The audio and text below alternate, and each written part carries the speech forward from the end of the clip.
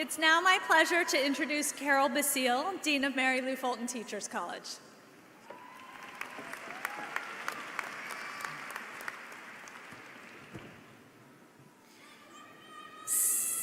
I love you too.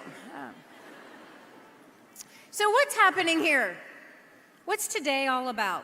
Why are we here in this arena smiling? And there are a lot of smiles today. More in the audience, I think, than the graduates, but lots of smiles today. Why did we call out individual names, make you wear robes, and ask you to walk up on the stage and shake hands and receive a piece of paper? Well, first of all, we're celebrating your personal progress and achievement. Whether you're receiving a bachelor's, a master's, or a doctoral degree, those of us up here on the platform and those of us seated around you in the arena know that no two of your stories are the same. You come from a variety of backgrounds and places, and each of you has had your own struggles and your own triumphs. Pushed through your own walls, maybe defied the expectations of someone who doubted you, fulfilled those of someone who loves you. And so we are all here to celebrate your achievement, your persistence, your growth. We're here for you. So congratulations, graduates.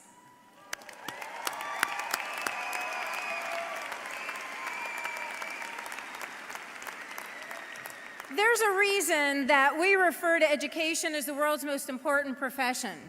Educators have always been responsible for the most important changes in individuals and in societies.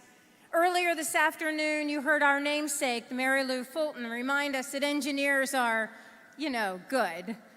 They're okay. They're fine. Some of my best friends are engineers.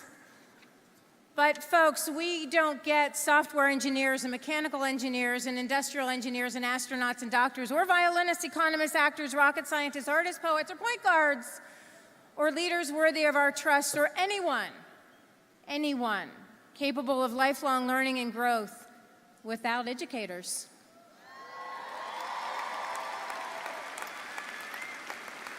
And so, honestly, that's what's happening here, and that's why we're here. And again, educators have a role in the most positive changes in individuals and societies. Many of you are going to go on to be classroom teachers, and some of you will serve as principals and superintendents or contribute in other leadership roles. Still, others of you will conduct important research that ultimately helps learners and shapes education policy.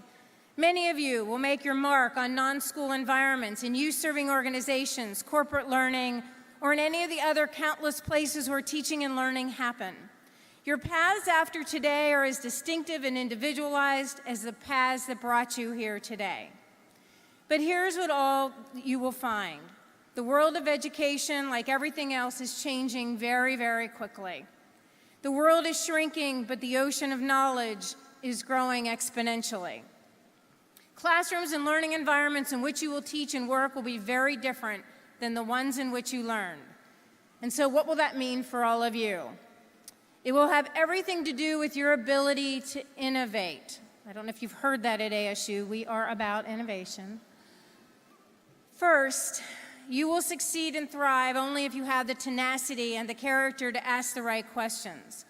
When a student's not behaving, don't assume that she's lazy or unwilling to learn. Ask the right questions to understand what might be happening in her life. And when a group of students aren't learning the way you think they should, don't blame the system. Ask the right questions and change the system. Second, in a world of constant and rapid change, you will need to cultivate the habits of an open, inquiring mind that will enable you to navigate uncertainty.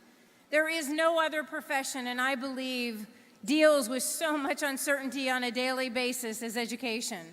There is always uncertainty about funding and policy, but you also find uncertainty about what students need, when they need it, and how to get the resources to ensure that they get what they need. You will confront uncertainty about the systems of education, the way our learning environments are designed, and the way instruction is delivered. Uncertainty about whether you're doing everything you can for every student, no matter who the student is or where they come from. I ask you today to embrace that uncertainty. And third, no one alone can fix anything worth fixing. Success will require that you work in teams to tackle the toughest challenges. Don't try to do this by yourself. Educators cannot afford to isolate themselves, and they can't be expected to know what the collective we knows. Please change the one classroom, one teacher system. You've got to work in teams. You have to think about who the expertise is that you need from people around you. Ask for help. Look outside education for answers. What works in one place may not work in another. Perspective matters, context matters. Understand who your students are and the team they need. So ask the right questions, navigate uncertainty, and work in teams to design new solutions to your toughest challenges. Those will be the hallmarks to successful innovation, no matter what the education setting is that you're in. Meaningful innovation isn't simply novelty. Just because something is new doesn't mean it's good or right. Our college's mission to create knowledge, mobilize people, and take action to improve education asks quite a bit from us. It asks that we innovate not just for the sake of novelty, but for the improvement of education. It asks you to embrace the responsibility of being informed learners that can critique information and data and discern what's true. Cultivate in yourselves the empathy and compassion to make ethical and moral decisions. Combine critical thinking with open-heartedness and open-mindedness to consider the context and perspectives held by other individuals and groups. And perform with expertise and professionalism in ways that always have the best interests of students and learners at heart. When we speak of our work, we embrace a core value of principled innovation. And it is through this idea of principled innovation that we then hold ourselves accountable to three imperatives: an economic imperative that supports learners for the next economy, a democratic imperative, our capacity to educate people capable of reasoned argument, respectful discourse, and the hard work of balancing individual ambitions and the public good. And finally, the equity imperative, delivering equitable education across every human characteristic that might but must not lead to unfairness or discrimination in learning opportunities. And so there you have it. Not much to ask, right? So I tell you right now, go out there, help the world, fix things, listen, help people. Don't forget to take care of yourself once in a while. Make it better, figure it out together with optimism, with joy, with humor, and most of all, with love. And that's why we're here. Congratulations, graduates.